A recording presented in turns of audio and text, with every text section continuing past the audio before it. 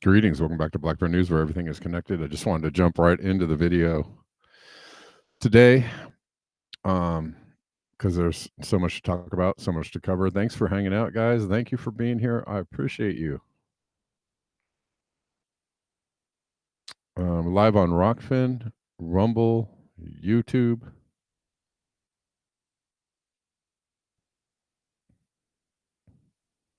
And all of that. And also, if you want to chat or send me stuff or send other people stuff or post stuff or talk about stuff outside of the show, you can do so at Telegram, t.me/blackbearnewschat, or you can follow me on Twitter and do the whole Twitter thing, or X, whatever, at Black Bear News, the number 1.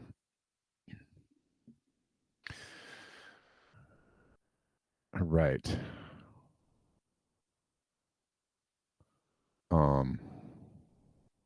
Got to update my Patreon. For my Patreon subscribers, I post the links to all the shows. However, it's hard for me to do it on the daily. I usually update them in batches.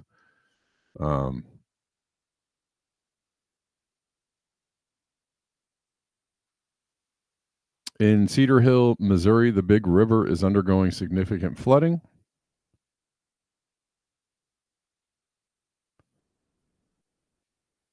Again, planetary destruction continues apace. With a lot water levels expected to exceed 27 feet, many roads are closed, power lines are low, several homes are surrounded or nearly submerged.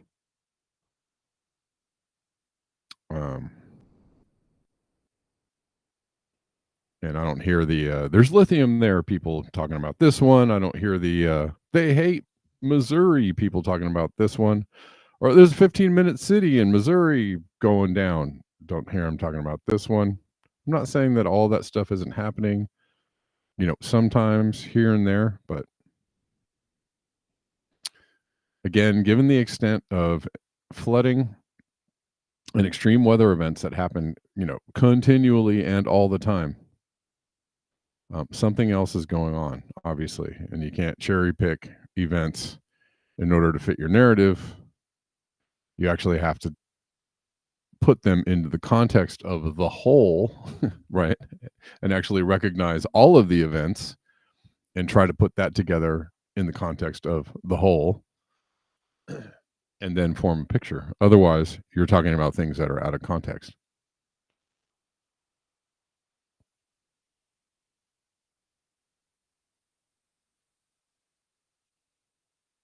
It was very warm on November 5th, ring-tailed fox. Yeah.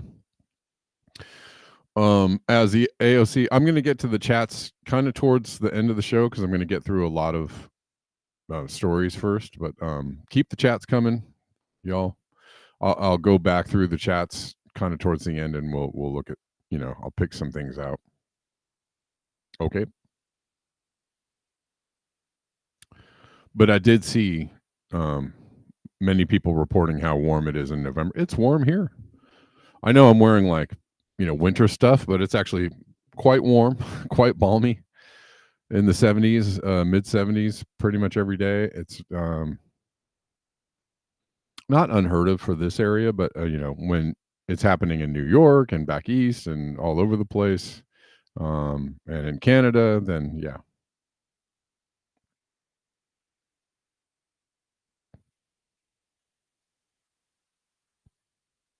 Anyways, planetary destruction continues apace.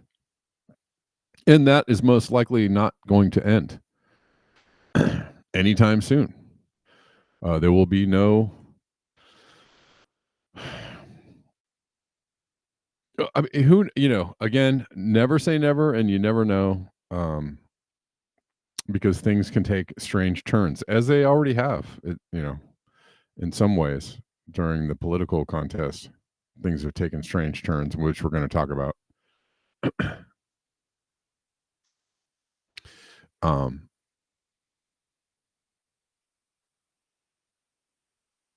But for the time being, we're not going to have any kind of government action or policies or anything significant that's going to address climate change or planetary destruction. I'm going to start calling it that, planetary destruction, just because I think it's just easier for people to understand. And climate change is such a, such a hot button type word or phrase. We are going to continue planetary destruction because we are overusing our resources and in doing terrible things with those resources. Right. And we are, 8 billion people powered by fossil fuels. Sorry about that. 8 billion people powered by fossil fuels, which all the independent media people seem to leave out when they're talking about, they're talking about all the other government corporate overreach and bad stuff happening. But like, they just don't talk, when it comes to fossil fuels, they're like, well, that's fine. It's just very low information type stuff.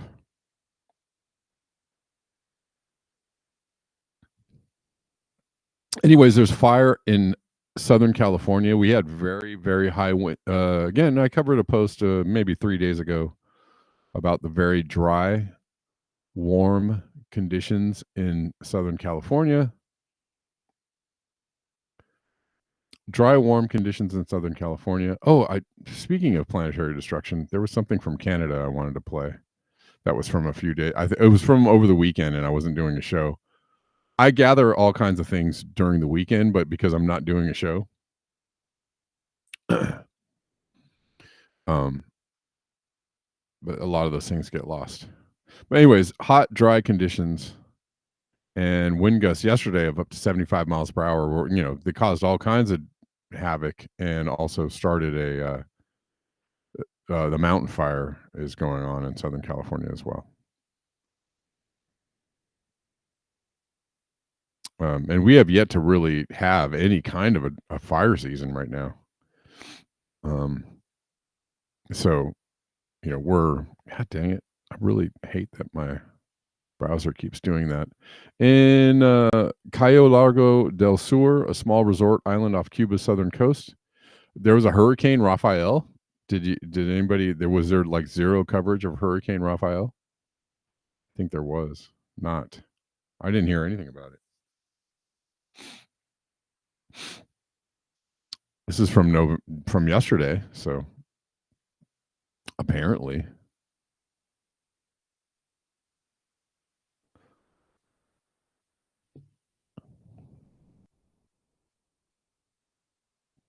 Well, let's see if we can get any more news on this.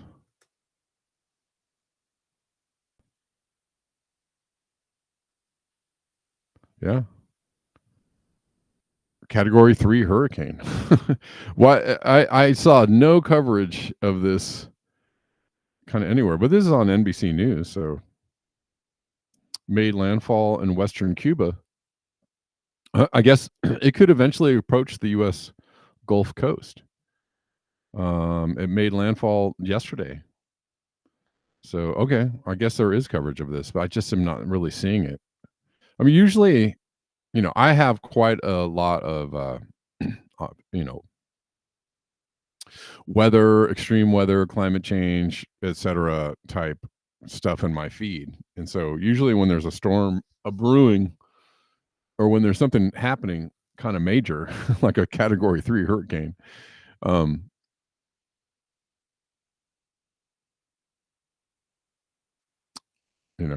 usually I see it, but I just didn't see anything about this until just recently. But anyways, it looks like it's tracking possibly to hit Houston and or there are other possible tracks to Mexico. Yeah.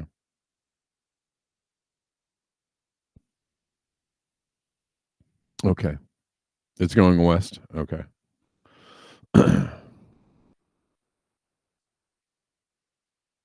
In Tel Aviv, there is apparently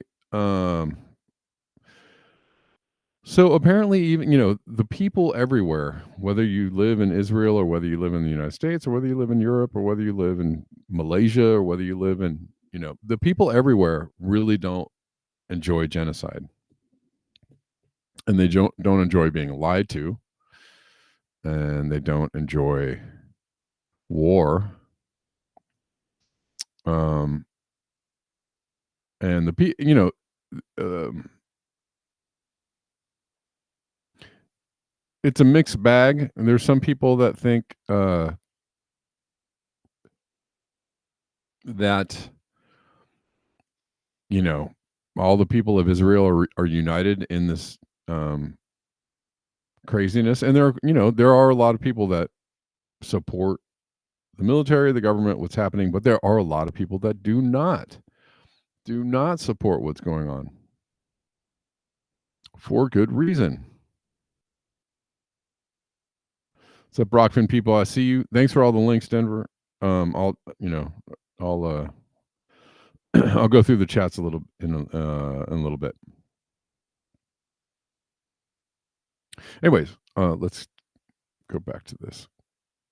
Chaos in Tel Aviv. The situation is now exploding in Israel with reports of potential military coup. A potential military coup against Netanyahu following Gallant's. So he fired, I guess, the defense minister. I have a news story for this too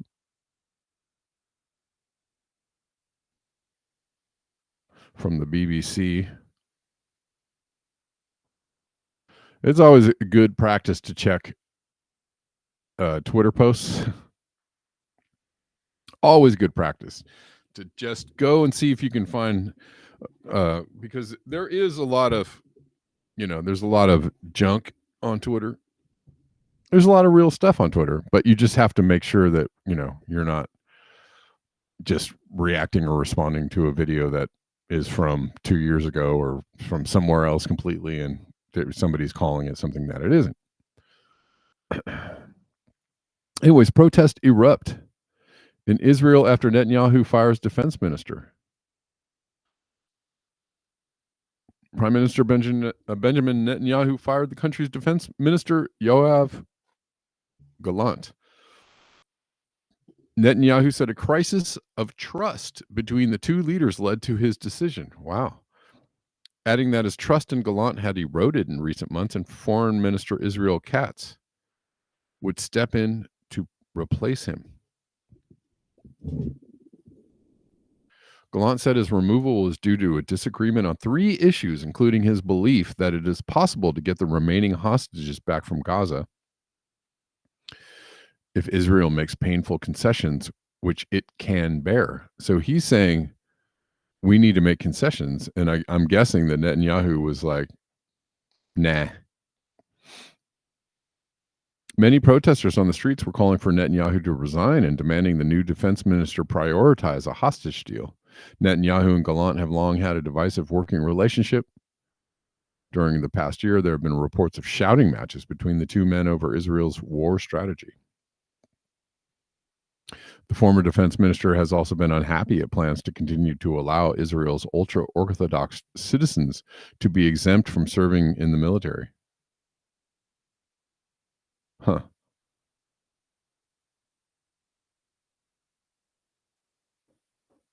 I guess he fired him before in October 2023 and then reinstated him following a public outcry. I don't know. Maybe he's...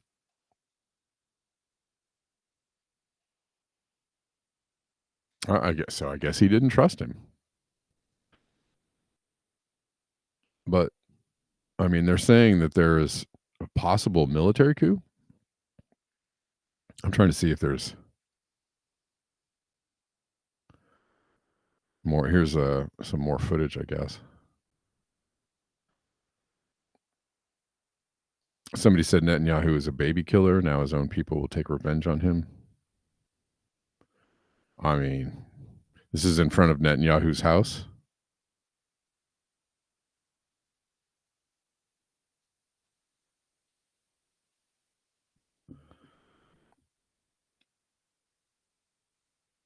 Um, Anyways, Israel is in a state of anarchy right now with the reports they're organizing a military coup to oust Netanyahu. Wow. Israel politicians denounce Netanyahu as unfit to lead. Call for resignation.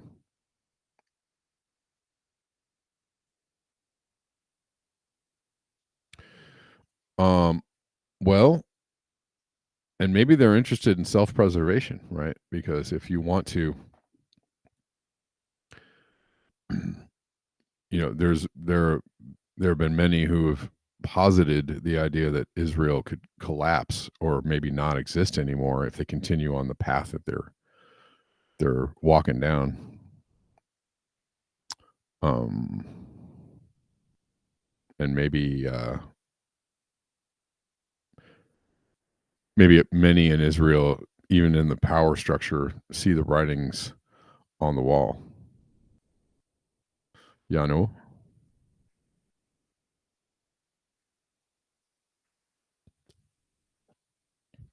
Well, we can only hope that something that leads to the war stopping. But I don't know if they oust Netanyahu, is that going to stop the war, or will it continue? I mean, he's kind of being hung with the being the not the mastermind, but he's kind of he's the implement on the stick. He's the spear of the bayonet, I guess.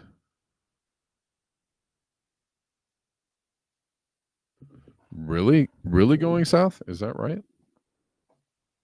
What about the hostages? Yeah. Yeah.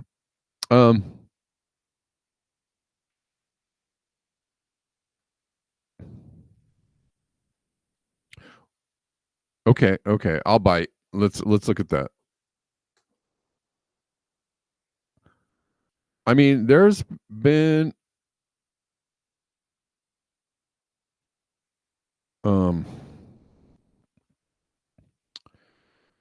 whispers.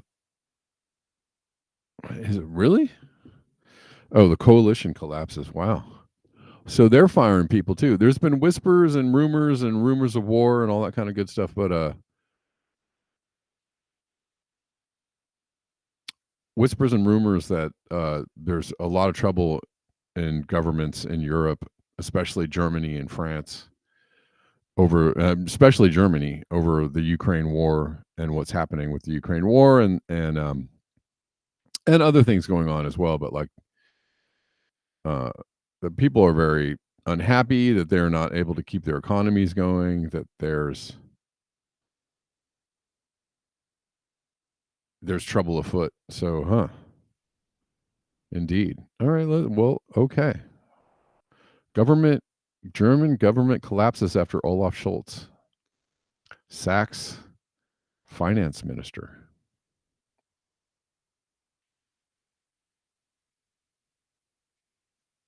Unexpected move throws Europe's largest economy into political disarray and is likely to lead to snap elections in March. Huh. Okay. Sack the finance minister. Yeah. So I guess that would indicate economic issues, would it not?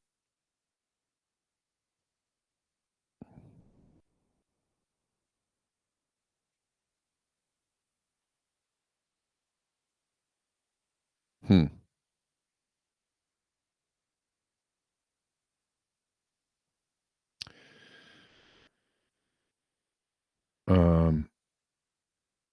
In a televised address to the nation, Scholz said that he will seek.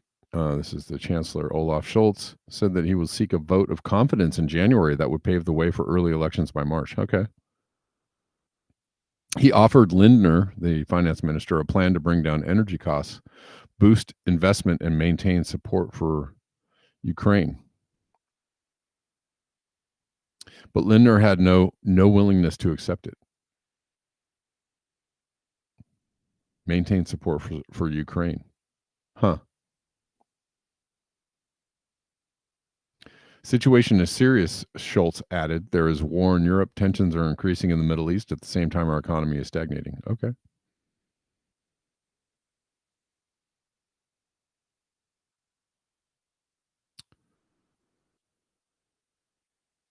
Well, we'll see. There's trouble. Big trouble right here in River City.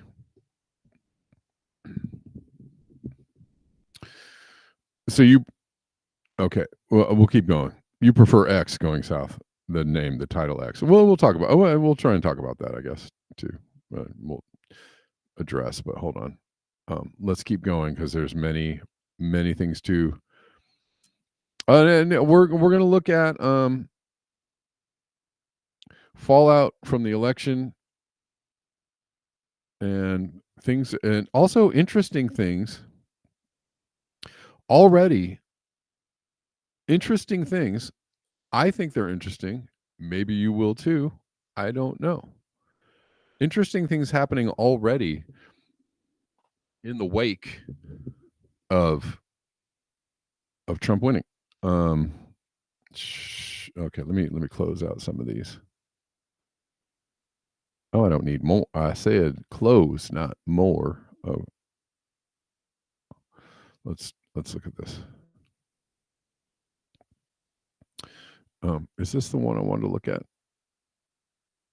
Hold on. Let me see if I wanted to.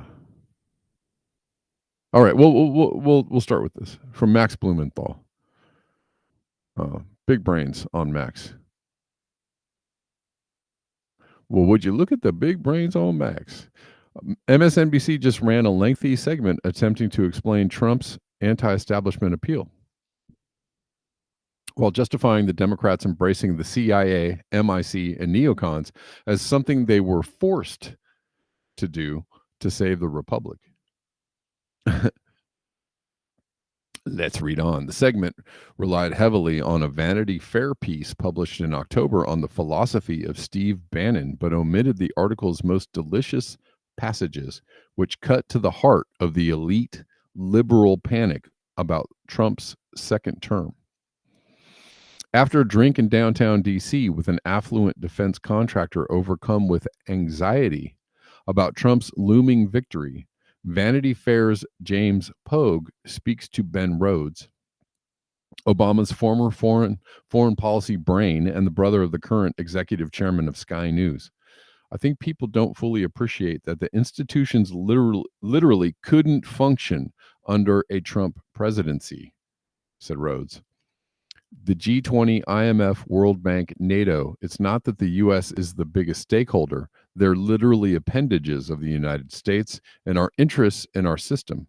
When we act as a disruptor of our own empire, the system gets thrown completely out of whack. Darn. Darn it, we can't continue with the empire.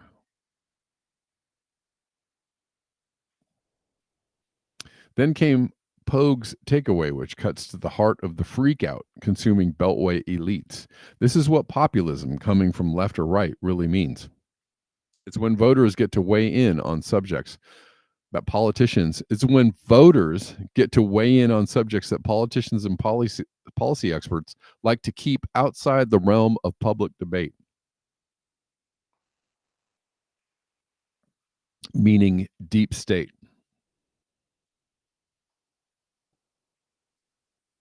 Meaning Stanford study. Your vote, your voice doesn't matter. We have policies that we want to see go forward, and they will go forward as such.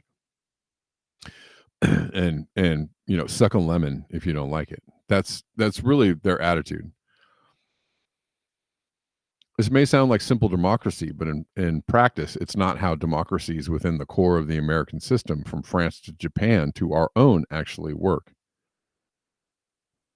The politicians, business titans, and heads of think tanks who set policies for these democracies tend to fear, with some fairness, that if voters get too much of a say on matters of statecraft, they'll throw whole societies into chaos.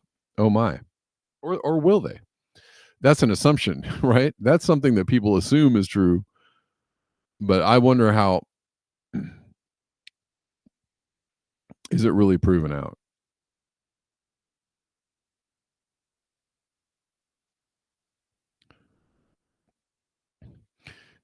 Indeed, liberal democracy in the Western imperial core was never supposed to allow the public to determine the course of their country's foreign policy. But with unpredictable... Really? Really? With an unpredictable rogue like Trump in the Oval Office, the smug captains of US empire worry that a downwardly mobile segment of the American electorate with little appetite for foreign entanglements has been given an undue voice. Wow. There are many reasons to oppose Trump's agenda, and he will likely be corralled by many of them, by many of the same militarists who shaped his foreign policy in the first term. But for the elites that control the Democratic Party, the fear and loathing of 47 all boils down to an uncontrollable panic about imperial decline. Yeah, interesting. Well,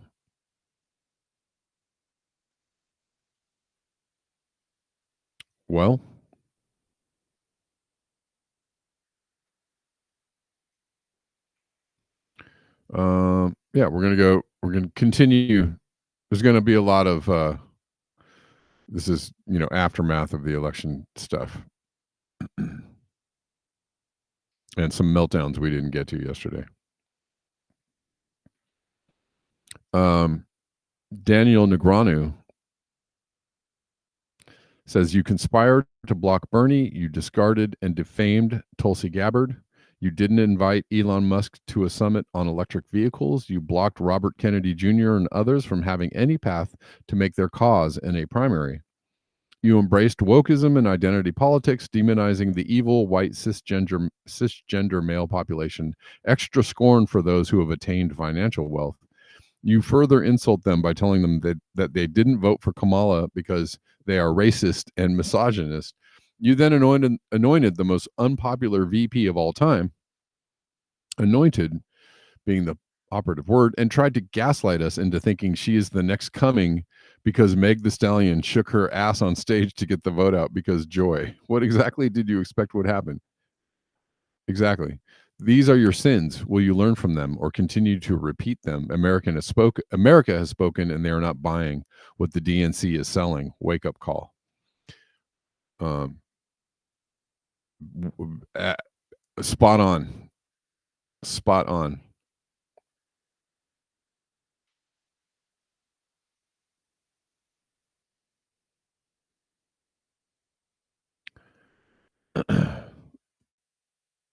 Let's keep going.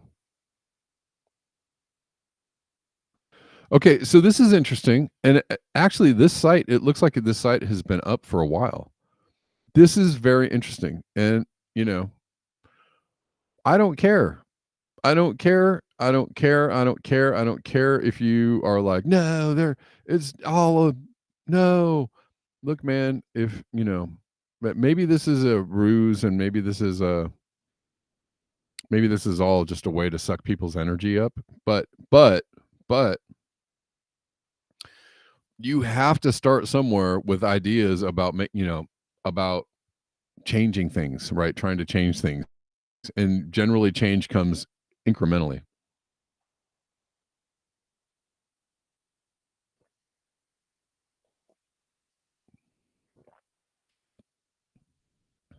Let's keep it cool in the chats, guys. All right.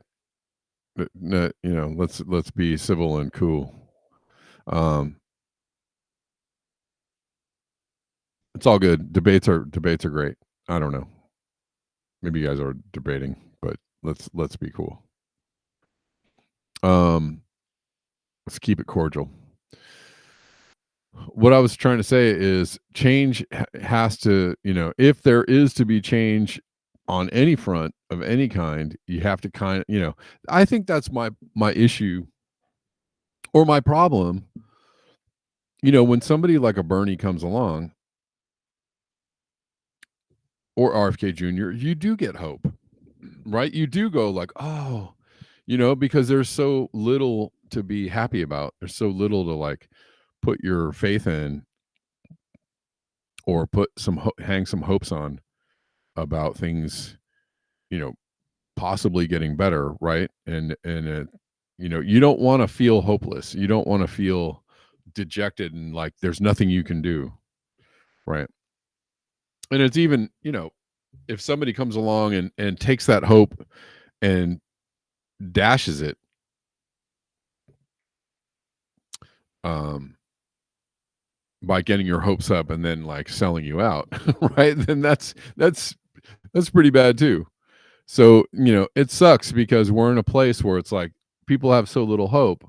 And when they see a glimmer of hope, they're like, ooh, I want to have some hope. I want to get behind something that's positive.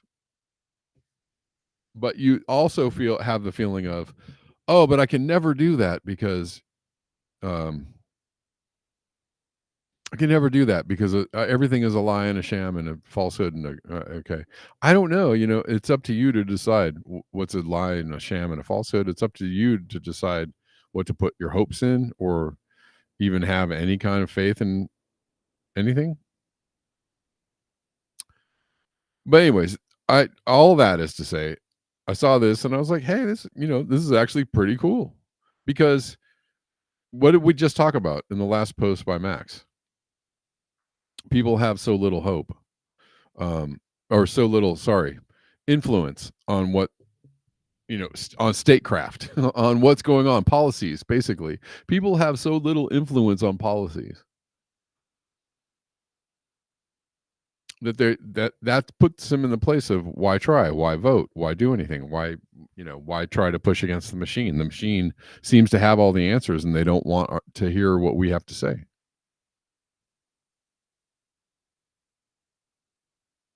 So,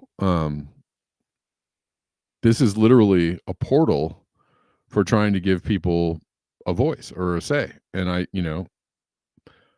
just think this is a great idea. You can tell me this is all, I'm a dupe and I'm being duped by RFK Jr. and blah blah blah blah blah blah blah blah. You can say all that stuff. I'm just saying this is a great idea. And so I'll tell you what the idea is. From Wall Street Apes. This is so huge. Share with everyone. You can now influence change in America. Okay. I'll see. I'll I'll defer judgment on that until something actually happens. But RFK Jr. just started Policies for the People. It's a website. He didn't just start it. It's been up. It looks like it's been up for several months. It is a direct line to Team Trump, where Americans can go and propose certain policies that they think would be beneficial to the American people, and then Americans get to vote on it. Again, if this is getting people's hopes up and taking their energy and then dashing it on the rocks of this things will never change, then this is a terrible idea. But if if the Trump administration and the people within it, Tulsi, RFK, whoever, people that are running it, if they are actually going to check in and go, what do you guys want? What do you think? Oh, hey, we're taking advice, right? We're not just leaning on the vote every 4 years or every 2 years on how people voted for certain people in certain races. We're actually taking our certain amendments or policies. We're taking a direct criticism and feedback. Well, golly gee willikers, if they actually did that, that would be freaking great. So let me show you how it works. So you go to the website, you sign up for an account, and then you can start proposing bills and voting for some, like single issue bills for Congress. Well, hell yeah. Like, whether I would actually say, there should be people organized around doing this all on their own, regardless of RFK Jr. or this site called Policies for the People. Like, I would actually encourage people to do this on their own, like make a website or a portal or a place where people can, discuss, propose policies, discuss them, and discuss ways in which to push those policies into the face of politicians, right? Like, this is what we want, right? This is what we want, and we have this much organization. I know that there are already people do stuff like that, but a lot of those entities are, kind of top heavy, lobbyists that big organization. There are the nurses unions, and there's unions, and there I already know there are lots of people like that. I'm just saying, like independent of these organizations, if we get people to, tell them what they want and show how much support is behind. Like I said, social media itself is a focus group. And when people get, it's actually, I'm not going to go off. Anyways, let's look at this. Start proposing bills and voting for some, like single issue bills for Congress. Term limits for senators and representatives. Yay. There's also one of my favorites, ban artificial food dyes. Yay. There's also some ones down here that I think are really cool. Insurance for holistic health. Forbid TV drug commercials. Yeah. You can also go to the left over here and go to single different categories. I clicked on health, and then you can find all the different ones on health, and you can vote. All right, so we'll listen to her very quickly, and we'll watch this because this shows. RFK Jr. just started one of the most American things I've ever seen. It is so cool. It's called Policies for the People. It is a direct line to Team Trump, where Americans can go and propose certain policies that they think would be beneficial to the American people, and then Americans get to vote on it. Let me show you how it works. So you go to the website, you sign up for an account, and then you can start proposing bills and voting for some, like single issue bills for Congress, term limits for senators and representatives. There's also one of my favorites, ban artificial food dyes. There's some other ones down here that I think are really cool. Insurance for holistic health. Forbid TV drug commercials. You can also go to the left over here and go to different categories. I clicked on health, and then you can find all the different ones on health. You're right. Creative experiments. Ban added sugar. Oh wait, that takes big government. You're right. Anyways, this is a cool idea, and we're that actually brings up a really great discussion. It's interesting. It's a very hot, the Trump message or the Trump administration kind of like umbrella of people and policies is such a hodgepodge of like, we, the government, are going to do things for you, right? But also they're Republicans. And generally the Republican message is, get all the agencies and the regulations and the laws out of your life so that you can go forward and just be free and make all the money, right? And again, like it's it's the difference between good policies, bad policies, good regulations, bad regulations, right?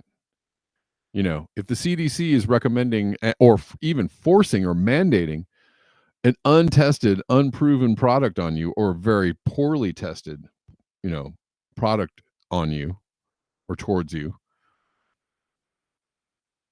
then they're engaged in malicious behavior, right? And you don't want a regulatory company agency doing stuff like that.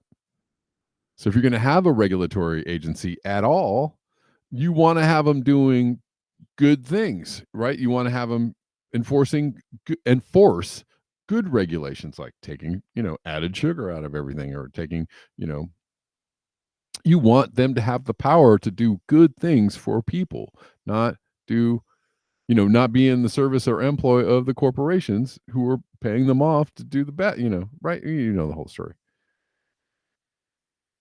So it's an interesting message because it's a little bit confused as far as like the purely like, the libertarian, like, get government out of my life, or even all the alternative media folks. There's a big block of people there. It's the government bad. Okay. Is it always bad? If it actually tries to do something for you, is it always bad? If it's captured and corrupted, if they're left to run amok and do horrible things, well then yeah, that's bad. But then, you have to, how are you going to stop them from doing that anyways? Right? Let's say you just don't give a shit. The government's just super bad and they're terrible and they're doing the worst things and they're run amok and they're totally corrupt and they're totally captured and they're ruining your lives. Well, if you have no way to push back on that, if you're like, well, just forget about them, you have no say, I'm just going to do my own thing over here. Well, they're going to keep on stomping on you and stepping on you, right? They're going to keep on finding more ways to infiltrate your life and do terrible things to you, like, you're not going to get away, you're not going to get away from that unless you actually like get rid of the entire government, which is, an idea that some people have thrown around. It's not an unheard of thing. It's happened in the past, probably happen again. Anyways, that's kind of cool. Let's keep going, man. I'm almost through all these links. No, I'm not almost through. Jeez, I had so many links. This is also, I have to say, this is actually pretty cool if it's a real thing. I don't know. Thomas Massey is actually an interesting guy. Thomas Massey actually pushes back against a lot of crazy policies and war funding and all kinds of stuff. He pushes back on all kinds of stuff. Thomas Massey seems like he's, not as controlled as other people are. That makes him, an interesting guy to a lot of people. Here, listen. Not this one. This is not what I wanted to play. I'll play this one again in a second.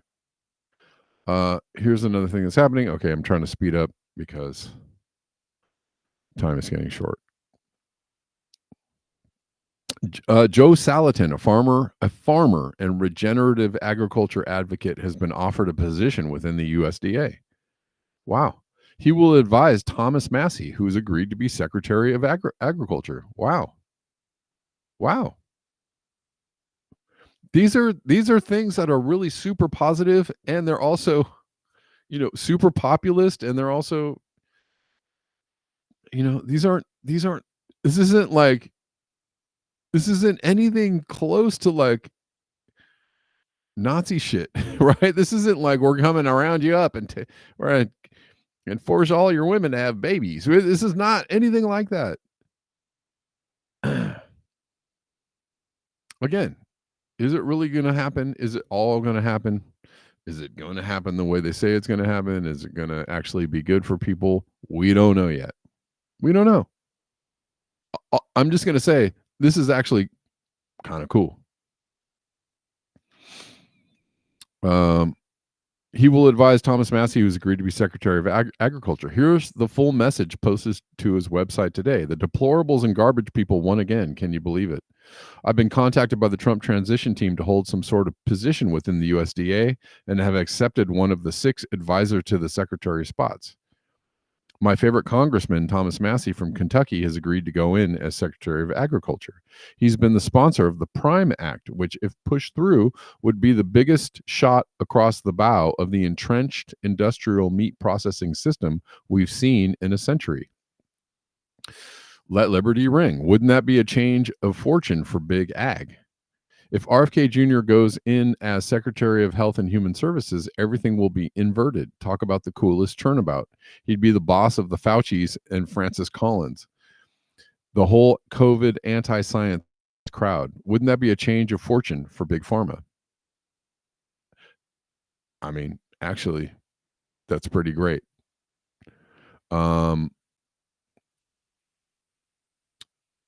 And if Elon Musk goes in as government waste czar, okay, whatever, do you think he could possibly find something? Here's an interesting tidbit. All the income taxes in the U.S. are $2 trillion a year.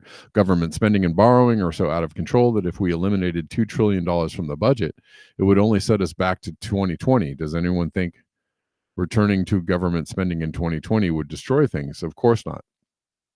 So all we have to do is cut federal spending to 2020 levels, and we can eliminate income tax. We can eliminate income tax, period. Done. How would that make you feel? Most people don't know enough history to know that the federal government was to be financed entirely from tariffs and excise taxes.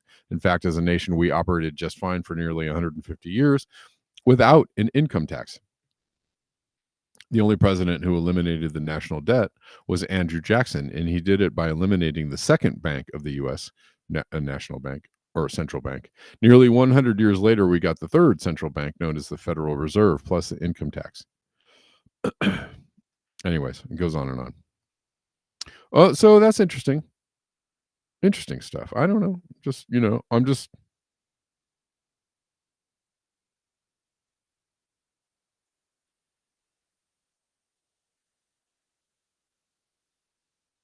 we'll see if all this, plays out into something positive. We'll see.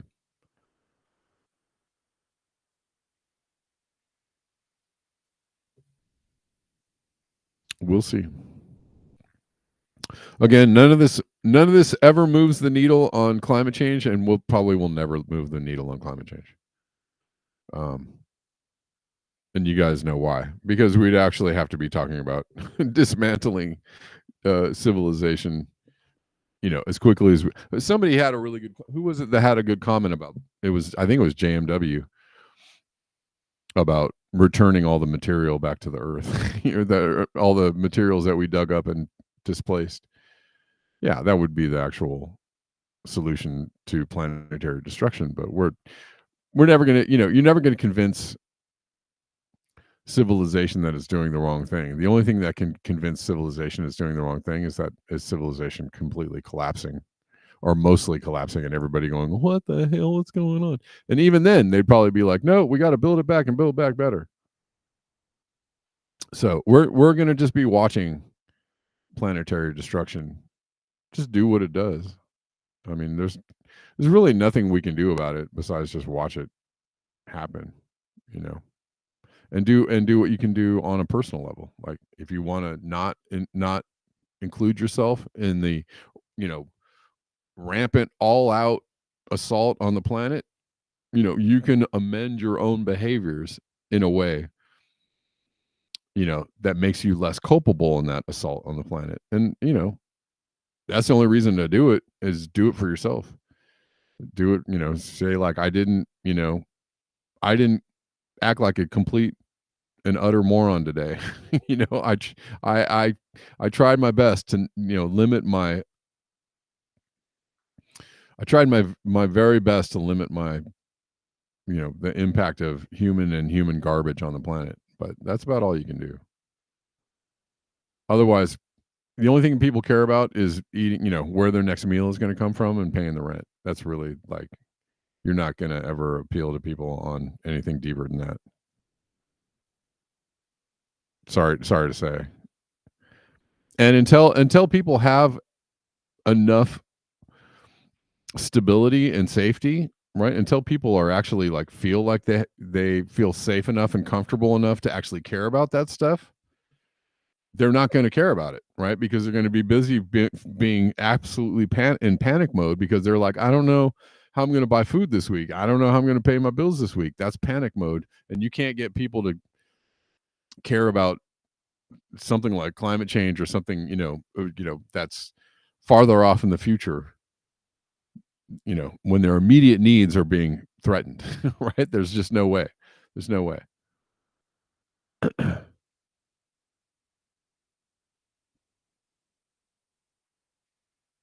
Which is, again, the catch-22 about planetary destruction, because,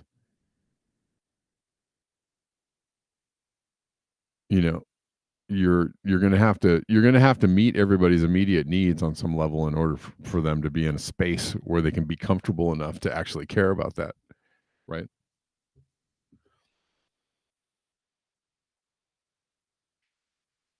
And once you get to people to even that point, talking about to them about the real answers is a whole other hurdle that most people are not willing to engage. So, so let's talk about just things that are. Let's talk about, the daily ins and outs of what people are worried about as well, because,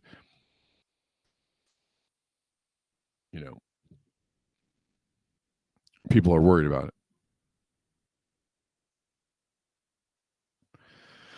Anyways, that's kind of cool. Here's RFK Jr. explaining other things that are happening that are very concerning. People are very concerned about this. This is not a great situation, and he has a very logical, completely rational, and deep understanding of the subject. And so how you could think that him being a part of the if he can move the frickin' needle, a little bit, it would be a win. And him being a part of the Trump administration is actually, like, I don't know, 3,000 times better than any of the blood-sucking psychopaths that were part of the Biden administration, that had nothing to say to anybody, nothing to offer anybody about anything, right? Couldn't move the needle for a second, and didn't even try.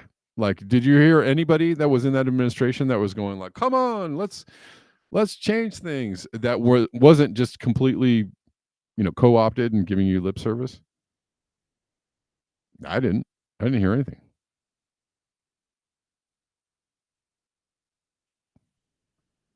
All right, so we're watching this, and I'm trying to get my asked a question as to why Bill Gates and China are allowed to buy up all the farmland in our country. Hey, everybody, here I am in Sherwood, Connecticut, on Sherwood Island. There's the little woodchuck hall. Shirley Troubadour asked a question about why Gates and China are being allowed to buy up all the farmland in our country. And I'm going to tell you something that I had an experience with. I spent many years, about 20 years, suing the factory farms, the big hog farms, and the big chicken producers like Tyson and Bo Pilgrim and Frank Perdue. But Smithfield Foods was the biggest pork producer. And Smithfield came to the state of North Carolina. They built a slaughterhouse that could process 30,000 pigs a day.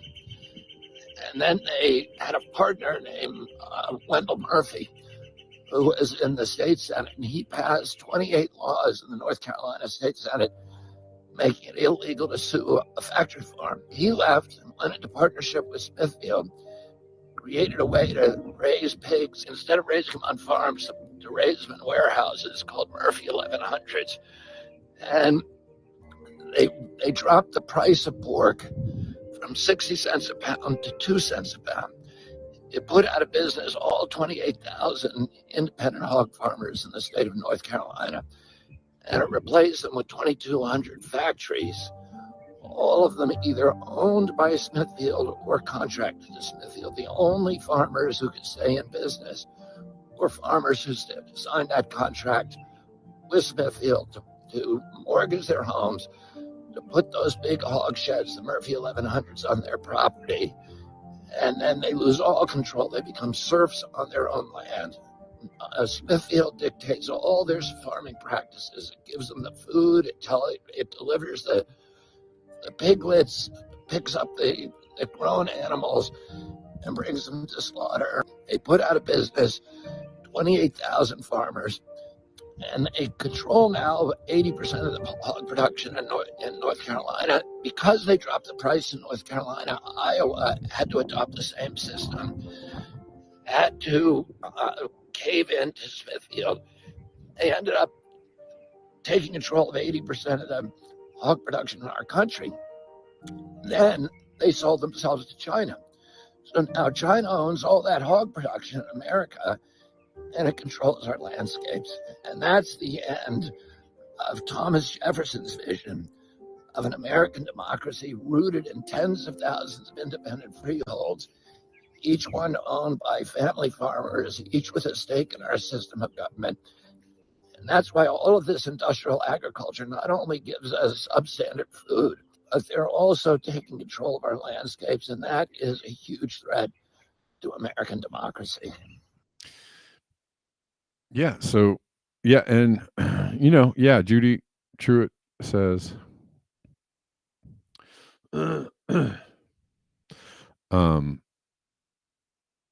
he details how it is that he's going to try and make these changes. Also, that website that I showed you earlier, he is behind, his team is behind. People were like, he didn't do that. His name's not on the website. He didn't do that. And somebody posted it, the people behind this are here, and she posted another website, and it is actually his pack, his people. So that website I showed you, the Policies for the People page, is actually put together by RFK, which is pretty freaking cool. Trying to do something, I get, hey, trying to do something. Who knows if it's going to work? Who knows if it's going to work? I'm going to keep on going. I think I'll probably go a couple minutes late today. Sorry, guys. I have more clips to show you, and I want to get through them. More, MSNBC melting down, crazy shit that they're talking about. They're blaming everybody but themselves. They're narcissistic psychopaths, which is to, make it all about try and smear the people, the other, somebody who's your whatever, your nemesis, and instead of trying to, or smear people for, voting for things that they think are, for things that they think are important. Telling them that they're stupid for doing that when they offered nothing themselves. MSNBC's Stephanie Rule sends a chilling message warning that Americans have effed around and now is about to find out. Okay, we'll listen to her. We have now let misinformation become the accepted information. Okay, so this is the inversion. The misinformation is coming from people like her. The misinformation is coming from, right? A linchpin of TDS is the whole good people on both sides, which was taken out of context and was clipped out of his speech where he denounced white supremacy and Nazis like a few sentences later. It's taken out of context, clipped out, but everybody just focuses on good people on both sides to make it seem like he's a heartless ghoul. You are brainwashed if you believe that shit. Stop being brainwashed. Just stop it. Okay? Wake up. I'm not saying that Trump is a great guy, and there are many indicators that he's not a great guy. I'm just saying having TDS is not going to allow you to assess the situation correctly. And if you want to assess the situation correctly, you don't want to have misinformation banging around in your head.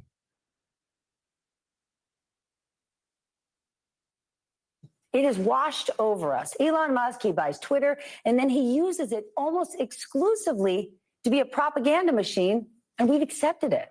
We've accepted a narrative that despite an actually great economic recovery, the vibes don't feel good. So we want to reject it and get something else. And the person we are now betting on to change all... So she just put out the misinformation. She's talking about misinformation, but she said the economy is booming and because the vibes aren't good. The vibes aren't good. The economy is not booming. Everybody's struggling. Everybody's super pissed off. If you just talk to a few people walking down the street, people are super pissed off. So, she just went hard on the misinformation right from the get-go.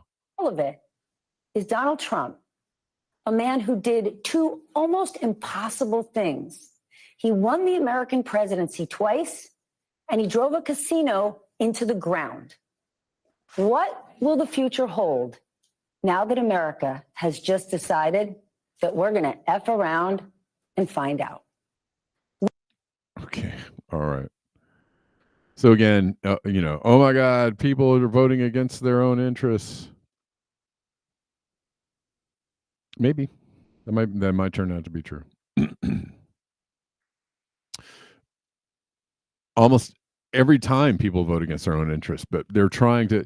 I saw a really good post about every single election cycle. People say they don't feel like they're better off than they were 4 years ago. Every single election cycle, the predominant feeling is that people are not better off. So they're always voting like, oh, please. Oh, you have a, just a halfway decent message that tells me that you care about me. Okay. I'll vote for you. And then they get in office and they don't do that. So that's the unfortunate truth, is that generally presidents don't change the overall outlook or outcome of your life for the better. And it's, do you think, but I think that people are hanging their hats, or at least trying to have some kind of hope. And that's why they voted for Trump. It's not anything else. It's not any other reason. We have now let... I don't need to hear that again. And a couple of, this is comedic just comedic breaks on the meltdowns. This is a pretty good music play along with this lady that is freaking out. I'm terrified. Listen to me, Republicans. Listen. You are the people in history. They warned us about. They warned us about people like you. Pay attention. We're losing our democracy. Wake up.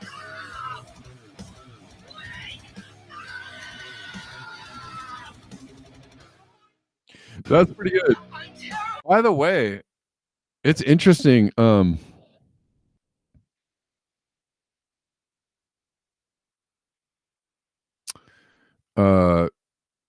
Fishbone, one of my favorite bands of all time. Fishbone put out a song called "You Racist Piece of Shit" about Trump a couple of weeks ago. And I actually reposted it, I don't know, on Instagram or something, just because I like Fishbone and it was kind of a cool song.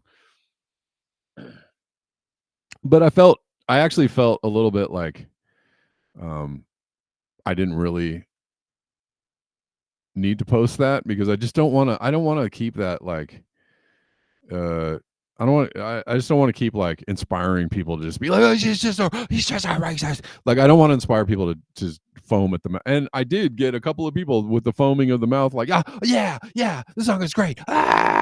You know, like, okay.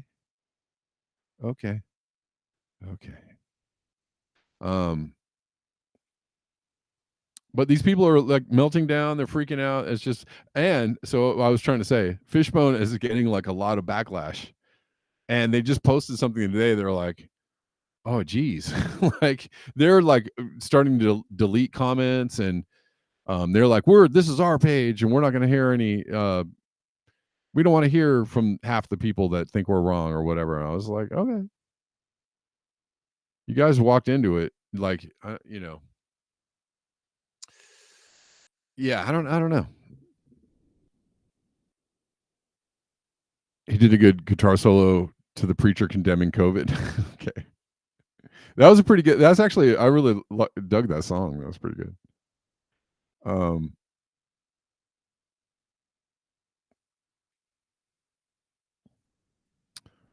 But it's interesting that Fishbone is getting that backlash for that song, because, and now that Trump won, you know, I don't know, you know, I know where they're coming from. I get where they're coming from. I just don't think that it's a helpful thing to just, you know, it's not, I just don't think it's helpful to just be on that, you know, wavelength. It's just like,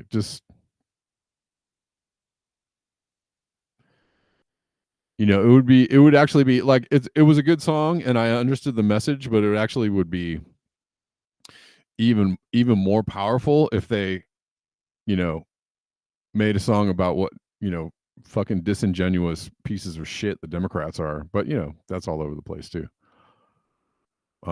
Or how co-opted and corrupted both parties are, or, you know, whatever.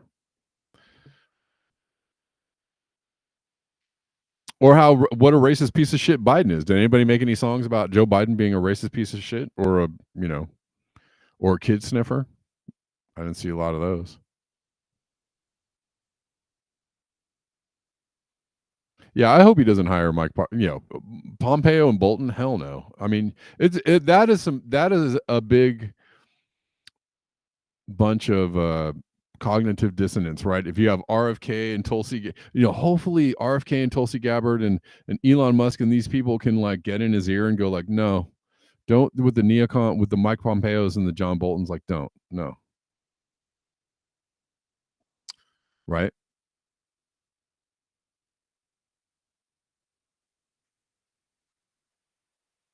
Jared Kushner. Did anybody hear about Ivanka Trump saying that she's not like on his team, she's not doing politics, she's not like part of his administration, she doesn't want any part of it? I heard somebody mentioning that, the other day, and I didn't see or hear anything about that. Anyways, this is kind of funny too, actually. Positive energy. Hope your day gets better.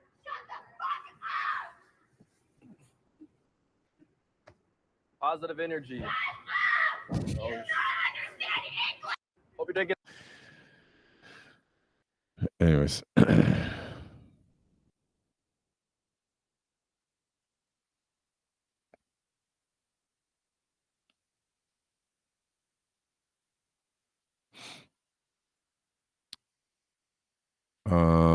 What else is going on here? Oh, MSNBC saying that Hispanics are racist and black men are misogynists. This is why Kamala Harris lost. My God. Again, anything but self-reflection. It is 2016 all over again. Zero self-reflection and just absolute smearing of the people that didn't support you right or didn't support you enough, or everybody who voted for Trump is a misogynist, racist. Shut up. Jesus fucking Christ. I just say really quickly too, Democrats need to be mature and they need to be honest.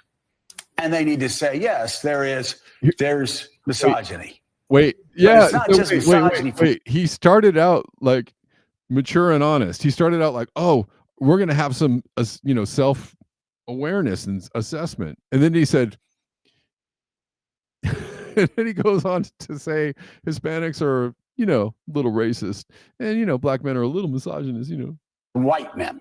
Mm-hmm. It's misogyny from Hispanic men. Right. It's misogyny from black men. Things we've all been talking about, who do not want a woman leading them.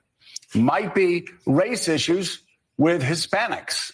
They don't want a black woman as president of the United States. The Democratic Party, I've always found when you're sitting around talking, they love to just sort of balkanize everybody into these separate groups and say, oh, white people don't like women and black people. No, it is time for the Democrats to say, okay, and you and I have talked about this before, a lot of Hispanic voters have problems with black candidates.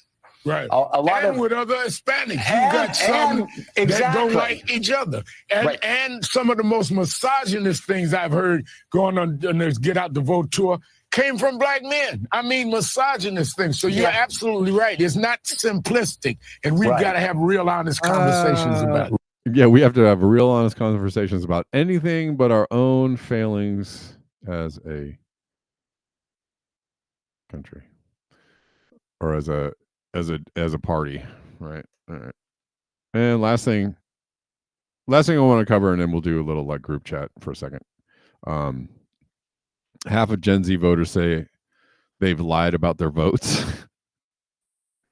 Half of the Gen Z voters have admitted to lying about their votes in the presidential election. Wow. The survey revealed 48% of voters aged 18 to 27 and have not been truthful about their voting choices. All right. Well, it's good. Glad they're out there polling Gen Zs to find out absolutely nothing. Nearly half of Gen Z voters, the youngest voting demographic, have lied about who they supported in the presidential election. Whoops. That's hilarious and scary, actually. Lying is bad, kids, all right? Lying is bad. Don't do it. All right.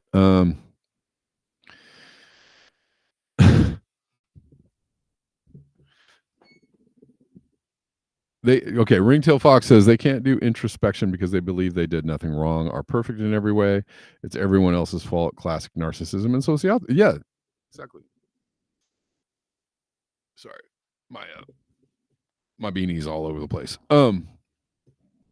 Classic narcissism. Yeah, and I keep seeing people, with these think pieces about, well, the Democrats, what they have to do is really take a look at themselves and really look in the mirror and They really have to get honest and make some changes and understand that they're not appealing to people. I'm like, they're not going to do that. They're not going to do that. That's like the narcissistic boyfriend or ex-boyfriend or ex-girlfriend or whoever in your life that you kept thinking was going to change, that you kept thinking was, going to like put their hand up and say, I'm sorry. I could have done better. They're not. And you realize after, so many times of hoping that they actually show a bit of self-awareness, like they never do. They'll never do it. They'll never do it. So you eventually have to go like, out of here. The Democrats will never do it. You have to literally gut the party or get, whatever. Or somebody, somehow needs to squirrel their way into the Democratic Party that has an ounce of, ability to engage with reality and not just engage in projection and smearing. Right, the wrap-up smear. You have to actually get somebody in there who has, some kind of self-awareness and can kind of radiate that out.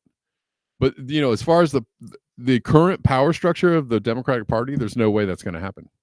Absolutely no way that's going to happen. Never going to happen. Because all the people at the top are sociopaths.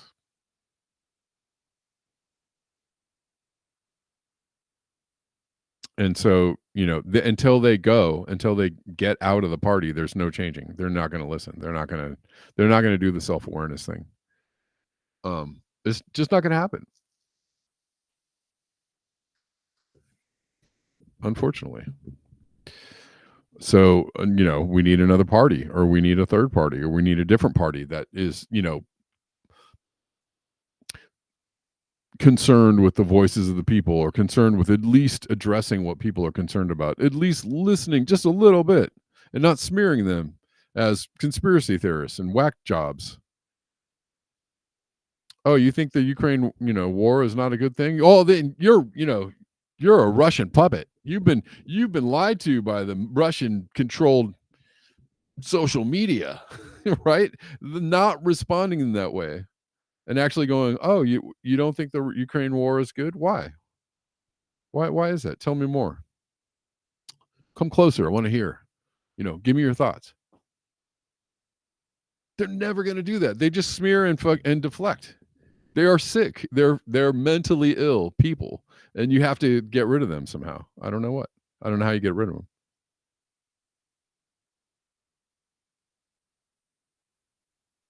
I didn't vote for Trump either, George. But I'm just saying I understand why people voted for him. It's fucking obvious. It's like the most obvious thing ever that you could ever see in your life. Like, if you can't see why people voted for him, you're there, you need to like cleanse your lenses, get a cleanse on the lenses. If you don't see the obvious reasons why people voted for him. You're working overtime to not engage with reality if you can't see why. And no, it wasn't racism or misogyny. No, it wasn't that. It was just because he's actually has policies, and he actually was saying things that people are like, really? Okay, that sounds pretty good. That's all you need to do. It's not even that hard. It's not even that hard. Obama won on Hope and Change. All you had to do was have signs and t-shirts that says Hope and Change. People are like, Hope and Change? Wow, that sounds great. Like, they were like, whoa. I was too. I was in that crowd. I was like, Hope and Change? My God, give me some Hope and Change. Like, yes. That's all you have to do is just say something to the people that makes it seem like, oh, I hear you.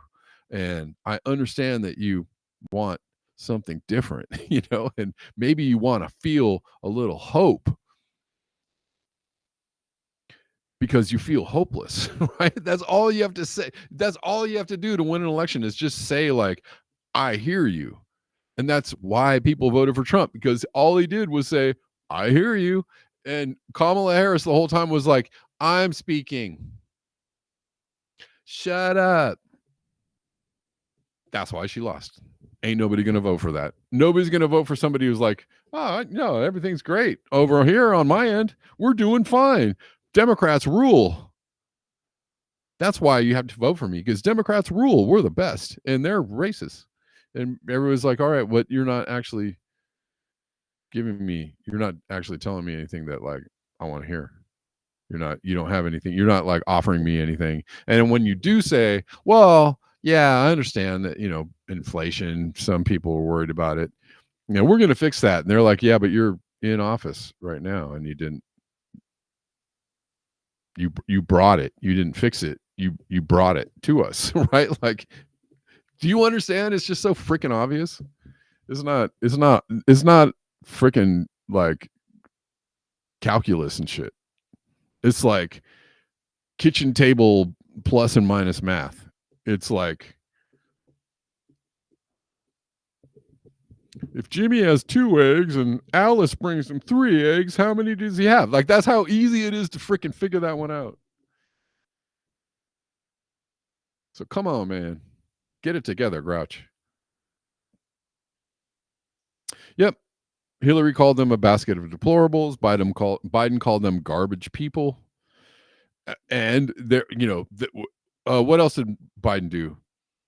We have to do something about the MAGA people. They're a threat to our country and our democracy. They literally talked to half the country as if they were like domestic terrorists. Like, dude, you can't do that. Salt and pepper maths. Exactly. You cannot do that. You can't do that to half the country. And then when they do vote against you, tell them that they're, bad people. Like, you can't. Come on, man. Are you really that dumb? Are you really that dumb that you can't figure that one out? Anyways.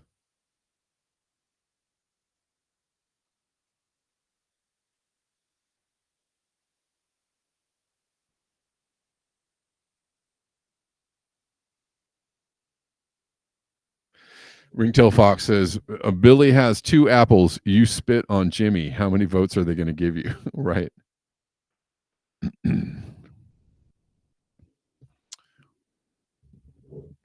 Steph C says, I've heard of Ivanka staying on the sidelines, perhaps because she isolated her capitalist friends. Isn't she best friends with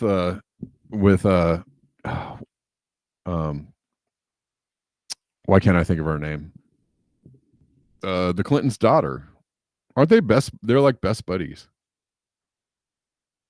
Why can't I think of her name? It's completely blanking out.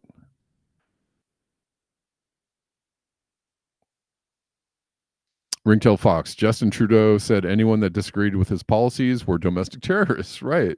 I mean, that's literally how that is how the Democrats run. They operate. They're like, oh, you don't agree with us? Well, you must be a terrorist, or you must be working for Russia, which is the same thing. The head of the RCMP had to drag him from the podium and contradict him by saying you can disagree. Chelsea Clinton. Thank you, Chelsea. I couldn't remember. Yeah, Chelsea Clinton and Ivanka Trump are buddies. So it's a big club, I guess.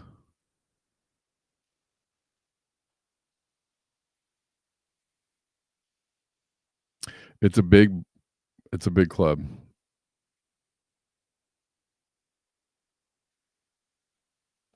What are these mysterious black balls in Sydney beaches? What is that? I think I heard something about this. What are these? Black balls? Oh, they're talking about it's oil. They think it's oil. Like balls of oily goo, I guess. I don't know. I thought I heard that's what they figured they were. Which would make sense. Balls of oily goo. No, these are not the same. Those black balls are to mitigate evaporation. Which is weird.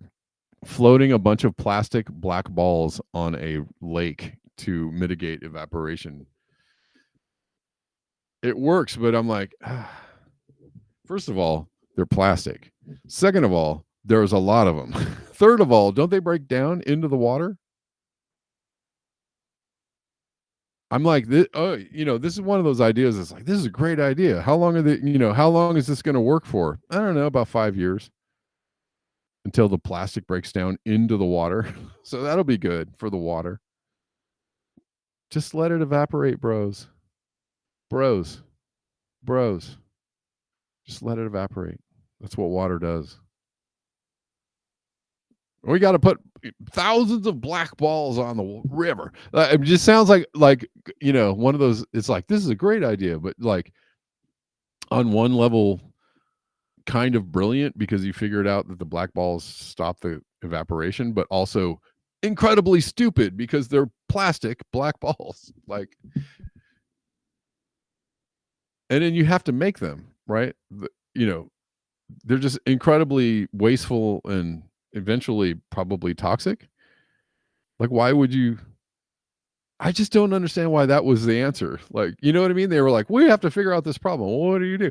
If we figured out that you put thousands of black balls on the lake, oh, that's great. Well, then make the black balls then. Okay. Does anybody else find that weird? Does anybody else find that like absolutely bizarre?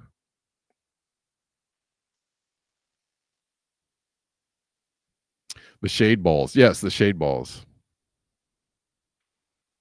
I don't think those are the same ones that are on the Sydney beaches, but do they show a picture of it? Do they ever show a picture? This one doesn't. Well, that link doesn't show a picture of the. Anyways, I'm trying to get to the bottom of the mysterious black balls. It's the same. I don't know. No, I don't think they're the same. I think it's a different.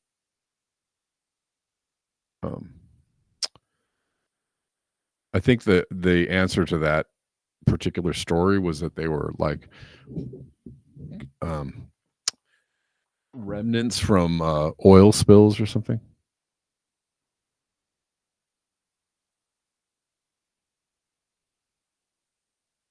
If we built a giant wooden rabbit, yes, Monty Python. What about the creatures and plants that live in? Exactly.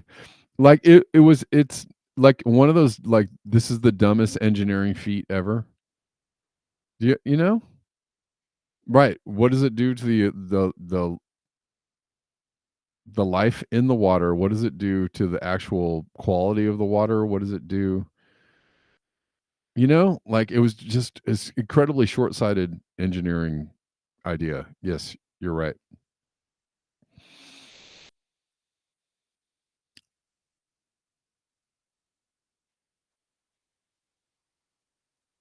True. It says engineers think of these things and have no knowledge of nature. So anyways, well, we'll see. We'll see if,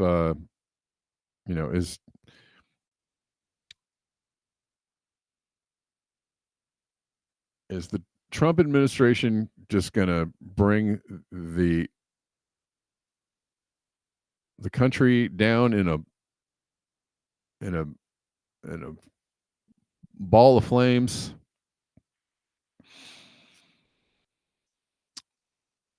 Is Trump going to bring down the country in a giant sack of poo, or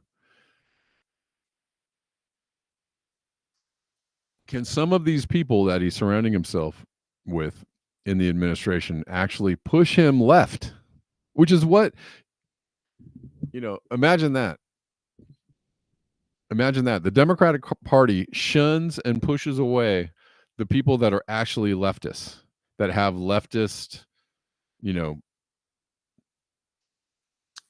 socialist, progressive, we'll go with progressive. They actually have leftist, progressive, populist ideas. RFK Jr., Tulsi Gabbard. The Democratic Party says, get out of here. We don't need you guys. And you guys are Russians anyways. And conspiracy theorists, right? Literally, that's what they called him, and was what they said to him was like, we don't need you. Like, and we don't want you. Go away. And they walk over to the Trump administration. They're like, come on. So who do you think is going to be pushed left? Did you think that Kamala Harris was going to get pushed left, or, or do you think it's possible? Do you think it's possible that Trump could get pushed left because he's surrounding himself with leftists? What do you think? Or populists, people that won't want to, appeal to what people want. It's an interesting phenomenon. But personally, thank God the lefties and the progressives that tried to knock on the DNC door and go, hey, what about my idea? You guys want to can I come in and help change things for the better? And they're like, fuck you, Jack. Get out of here with we don't want it. Get out of here with your crap. Those people, who were, had good progressive ideas, it's actually kind of cool that they're going along in the administration that has power now. Could they possibly push them left? We'll see. I don't know. Famously, RFK Jr. is an environmental lawyer. He is he's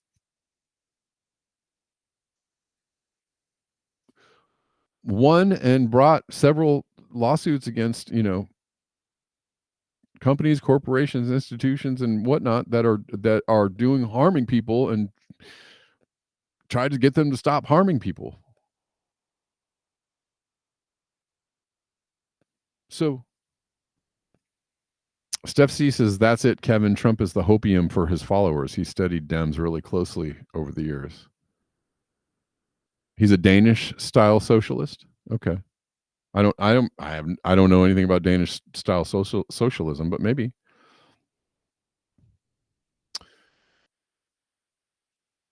Hopium for his followers, but I will say it's different because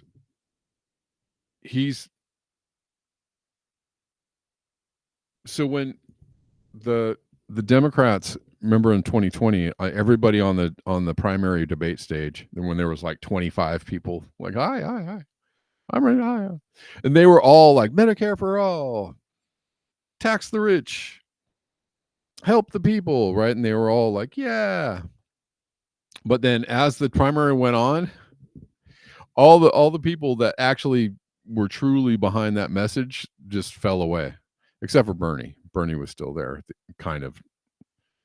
And then they were like, the guy that was like, for his entire career had been absolutely against all things progressive and was really a right-wing Democrat, truly a right-wing Democrat.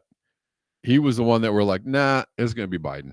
It's going to be that guy, the truly right-wing. So they gave him the hopium in the primary, but they didn't really, and I think they tried to sell Biden as a lefty, but everybody knows he's not a lefty. They tried to sell him as a progressive. That everybody's like, well, some people bought it, but people that understand go like, no, he's never going to be that guy, and you're never going to push him left. He's a corporate suit. So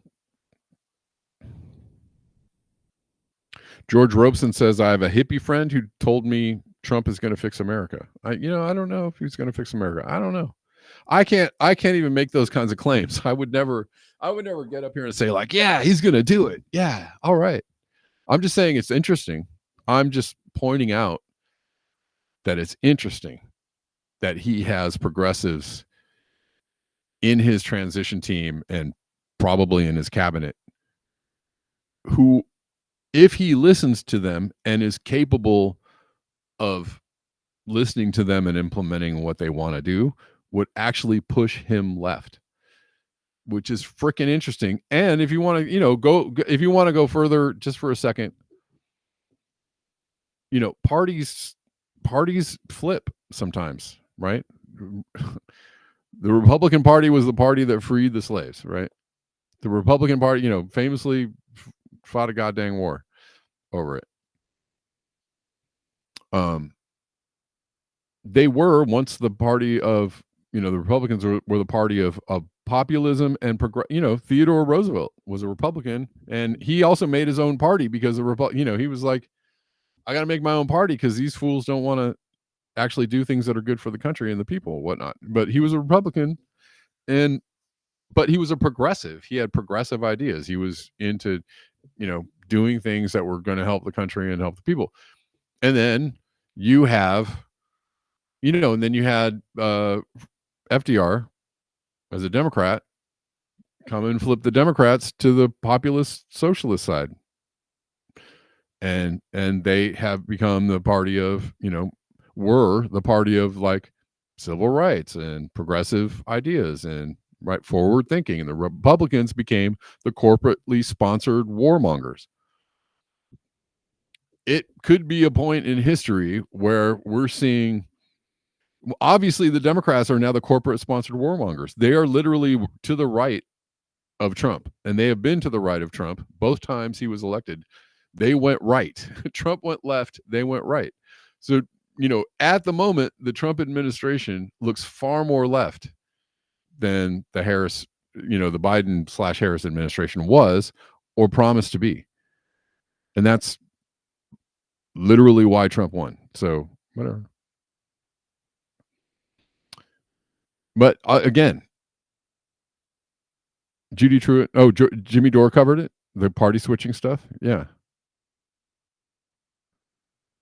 Yeah, I mean that happens, in history where parties switch. I wouldn't say allegiances, but they switch their platforms and their policies and their ideas become, different than what they were in the past. It happens,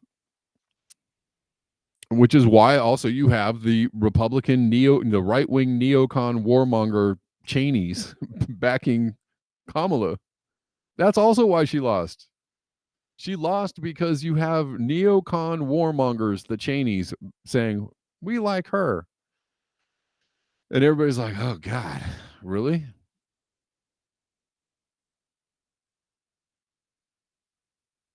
Really? Is that, you're going to advertise that? Is that, you're going to market that like this is a good thing? You're going to try and do that? Okay. You want to talk about stuck on stupid? That's stuck on fucking stupid. That is stuck on stupid. Like if you can't see the problem with that, the inherent problem with that, and you're like,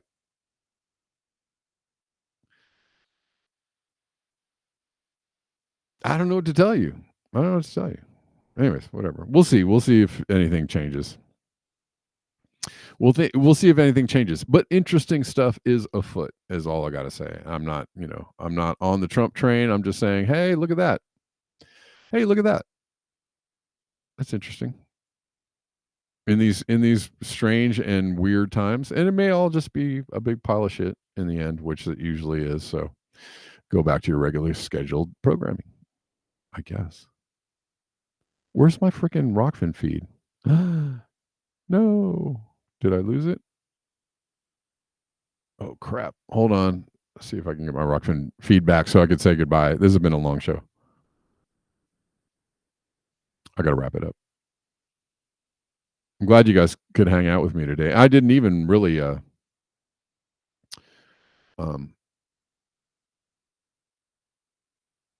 didn't even, what the fuck? What is this? The sewer blob? You're sending me a picture of a sewer blob?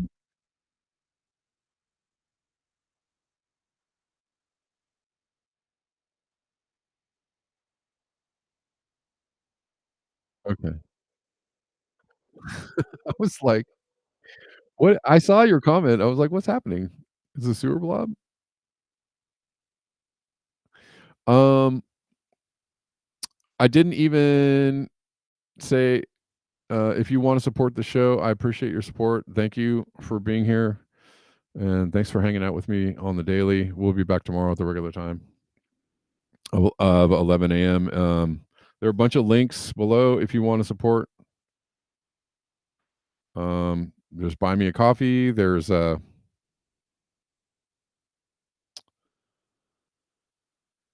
there's Cash App.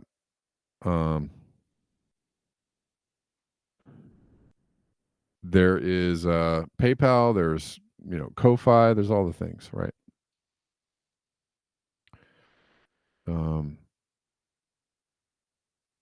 And for those people that do support the show, I do appreciate you. And thanks for riding along.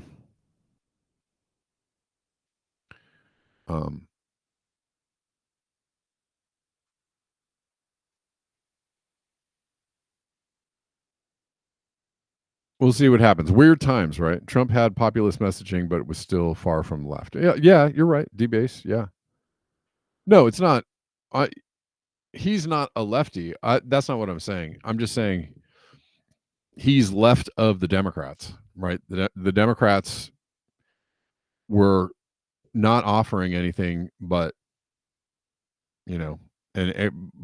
but everything's fine and we're great and how about some more war? And he was to the left on certain things, right? Which is less war spending, less war hawking. That's to the left of the Democrats. Talking about health, talking about, getting clean, getting chemicals out of food and getting, right, having good health regulations in place, right? Very, very much more left than the Harris administration. Way more left. That's about all I can think of for the moment. If somebody else has any things that were more left than the Democrats they want to give me.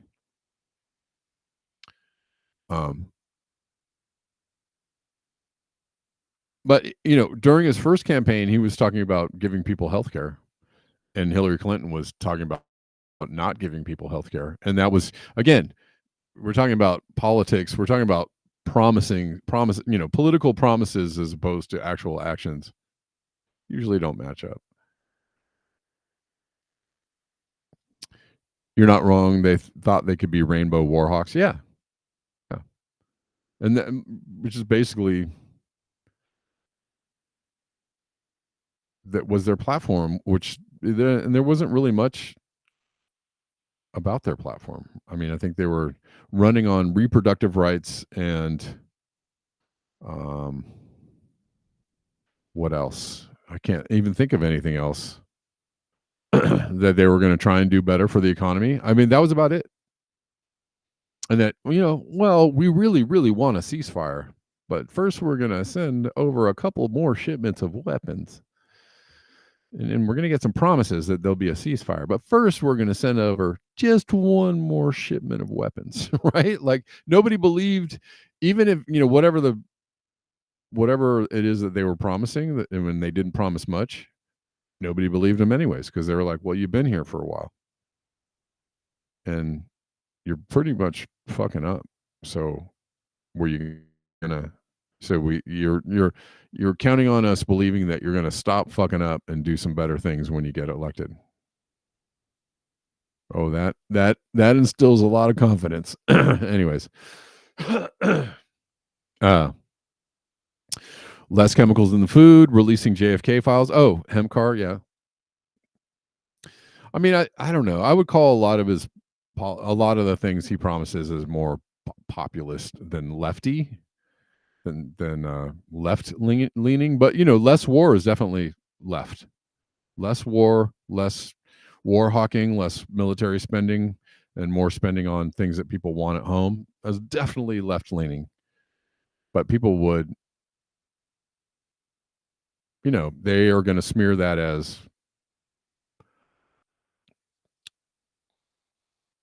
racist isolationism or something, right? When everybody's like, no, we just don't want war. Its anti-war stance is left.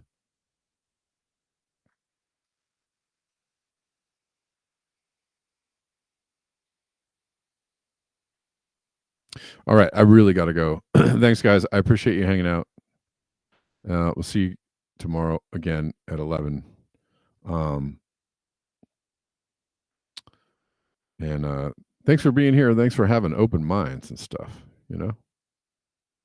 Man, I'm appreciating the open-minded people here. Willing to talk about all kinds of things. And if you're, you know, if you're busy suffering from Trump derangement syndrome right now, I'm sorry. I'm sorry. You know, don't let that keep you away from the show. You can always, you know, it's cool. It's cool. I get it. But just, you know, it doesn't really, it's not helpful. But if you want to, you know, all are welcome to chill and pontificate if they so desire. Okay. All right. Thanks, guys. Peace out.